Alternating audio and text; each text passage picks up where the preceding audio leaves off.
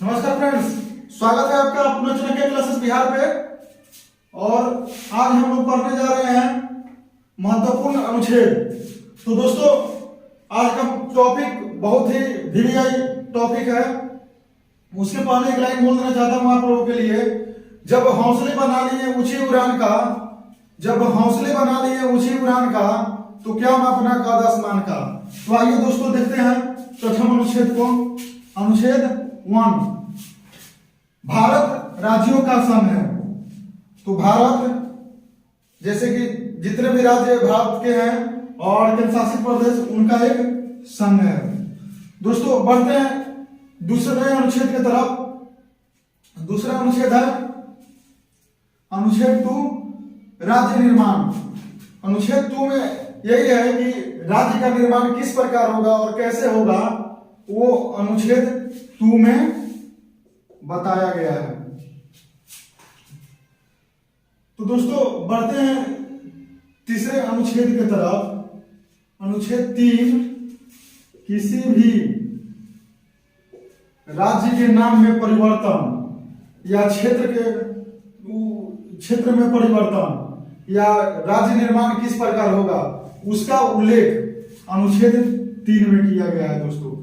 और आप लोग जान ही रहे हैं कि राज्य निर्माण की शक्ति संसद में निहित है और पार्लियामेंट ही राज्य का निर्माण या उसके क्षेत्र में परिवर्तन कर सकती है।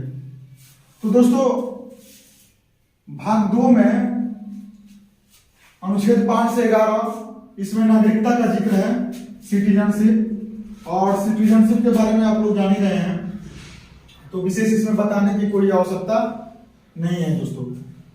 तो दोस्तों बढ़ते हैं अगले अनुच्छेद की तरफ। अनुच्छेद 14, अनुच्छेद 14, विधि का शासन या समानता।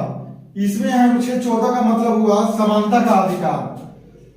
कानून के समक्ष सभी लोग समान हैं, कोई वीआईपी नहीं है और कोई स्पेशल नहीं है, सबके लिए एक समान कानून है। उसी का उल्लेख इसमें किया गया है दोस्तों, विधि के समक्ष समानता। अनुच्छेद 17 दोस्तों, अनुच्छेद 17, अस्पृश्यता या छुआछूत। किसी प्रकार से किसी के साथ आप लोग भेदभाव नहीं कर सकते हैं या हम लोग भेदभाव नहीं कर सकते हैं। उससे किसी प्रकार का दुर्व्यवहार या छुआछूत टाइप का जो भी होता है वो हम लोग नहीं कर सकते हैं। ये वीवीआई अनुच्छेद में से एक है दोस्तों, बहुत ही पूछने वाला प्रश्न है। अनुच्छेद 17, अस्पृश्यता या छुआछूत का अंत। छुआछूत का अंत दोस्तों। तो उम्मीद है दोस्तों आप लोगों को अनुच्छेद समझ में आ गया होगा। अगले अनुच्छेद की तरफ बढ़ते हैं। अनुच्छेद 18, अनुच्छेद 18, उपाधियों का अंत। उपाधियों का अंत का मतलब हुआ आप लोग विदेश से या देश में ही किसी प्रकार के अगर उपाधि मिलता है तो उसका अपने साथ यूज नहीं कर सकते हैं। उस उपाधियों का अपने नाम के साथ यूज नहीं कर सकते हैं, लेकिन 2 क्षेत्रों में इसका एग्जेम्पशन है। सेना और विद्या के क्षेत्र में जिनको भी मिला है या मिलता है वो लोग उपाधियों का अपना यूज कर सकते हैं। तो अनुच्छेद 18, उपाधियों का अंत दोस्तों।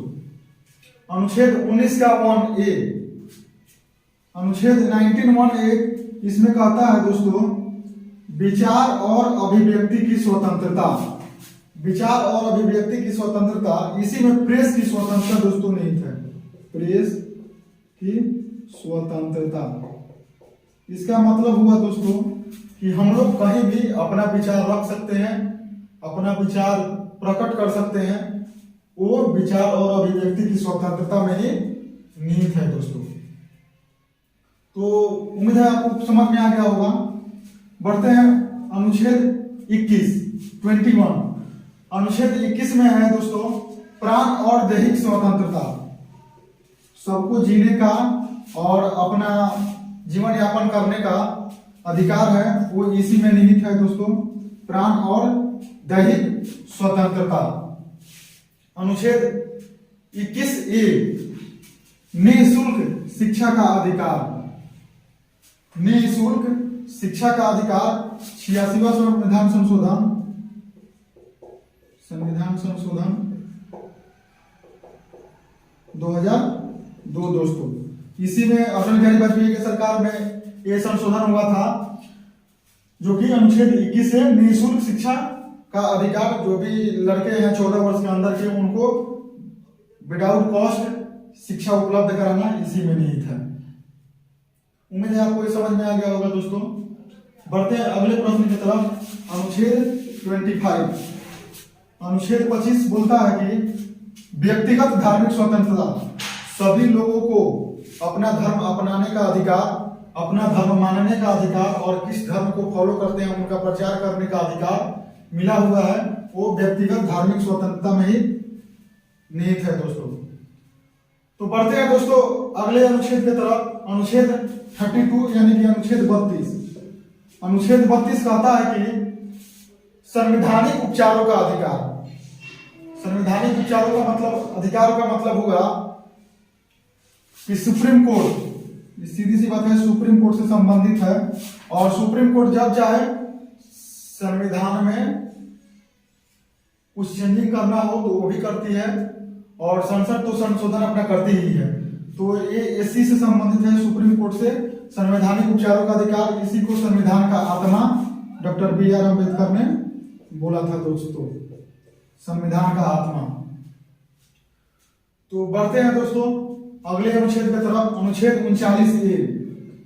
अनुच्छेद 39 से कहता है निःशुल्क विधि सहायता।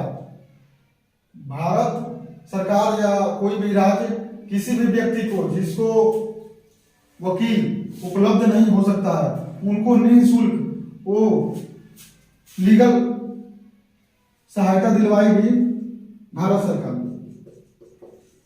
निःशुल्क विधि सहायता, अनुच्छेद 39A। अनुच्छेद 40A बोलता है दोस्तों ग्राम पंचायत का गठन।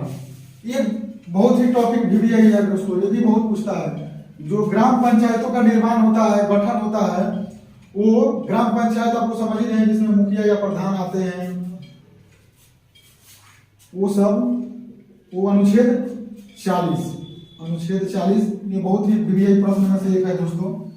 अनुच्छेद 44, ये तो आज देश में सबसे अधिक मांग हो रही है दोस्तों, यूनिफॉर्म सिविल कोड, समान नागरिक संहिता। समान नागरिक संहिता आप लोग जान ही रहे, पूरे देश में एक राज्य है जहां पे UCC लागू है, आप लोग बताइए। वैसे मैं बता दे रहा हूं, गोवा एक राज्य है जिसमें यूनिफॉर्म सिविल कोड लागू है, और गोवा के जो मुख्यमंत्री प्रमोद सावंत, और गोवा की राजधानी पणजी। विधानसभा 40। ठीक है दोस्तों, बढ़ते हैं अगले प्रश्न की तरफ। अगला प्रश्न है दोस्तों अनुच्छेद 48। अनुच्छेद 48 बोलता है दोस्तों गौ हत्या को रोकना। अनुच्छेद 48 में उल्लेखन है कि गौ हत्या को किस प्रकार रोका जा सकता है, उसका उल्लेख इसमें किया गया है अनुच्छेद 48 में। अनुच्छेद 48A पर्यावरण संरक्षण, पर्यावरण का बचाव, पर्यावरण को किस प्रकार अधिक से अधिक सुरक्षित किया जा सकता है उस को बताया गया इसमें अनुच्छेद 48A में दोस्तों। अनुच्छेद 51 दोस्तों बोलता है कि भारत की विदेश नीति, या इसमें जिक्र होता है अंतरराष्ट्रीय शांति। अंतरराष्ट्रीय शांति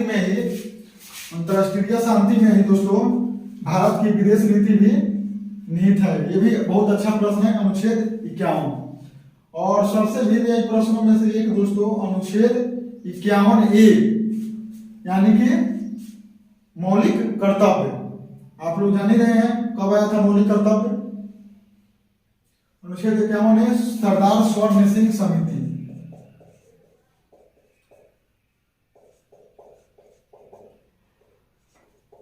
सरदार स्वर्ण सिंह समिति की सिफारिश पे, ठीक है दोस्तों, 42वां संविधान संशोधन 1976। अगले प्रश्न की तरफ बढ़ते हैं दोस्तों। अगला प्रश्न है राष्ट्रपति से संबंधित जितना अनुच्छेद है उसको मैं बताने जा रहा हूं। प्रेसिडेंट ऑफ इंडिया, ठीक है दोस्तों, यानी कि द्रौपदी मुर्मू अभी हैं, तो उनसे संबंधित अनुच्छेद 52, इसमें राष्ट्रपति का उल्लेख किया गया है, प्रेसिडेंट ऑफ इंडिया का उल्लेख किया गया है दोस्तों। अनुच्छेद 53, इसमें है कार्यपालिका शक्ति, इसमें राष्ट्रपति को कौन कौन से कार्य कर सकते हैं उसका उल्लेख इसमें किया गया है अनुच्छेद 53 में दोस्तों।